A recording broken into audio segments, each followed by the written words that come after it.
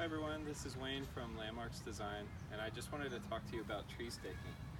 When you get a new tree, the contractor usually puts tree stakes in the ground, and what that does is it holds the tree upright like this to prevent it from leaning over because of wind, or the soil's not really compacted and settled yet at that point and the roots aren't established. So what the tree stakes do is they hold it plumb and in the ground straight for the first growing season while the roots establish and the soil settles and everything like that. But after the first growing season, which is typically about a year, you can take the tree guys and stakes out, and that's important because if you leave it in, it's like a crutch for the tree, and if you leave it in too long, it's basically like the tree's relying on the stakes to be held in place rather than the roots.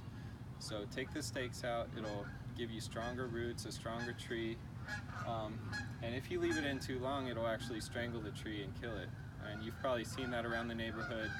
People leave their tree stakes in too long and it looks like it's really tight around the trunk of the tree, and it's very dangerous and can kill the tree.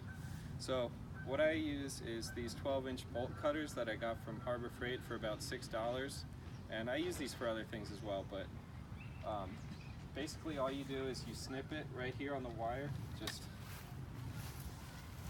I already did this one, and you pull that out, snip the other one. It's really easy. And then a lot of times these are rotting by the first year. You just wiggle it a little bit and pull it out. It's very easy, takes no time at all. It takes a lot of time. And there you go. All done.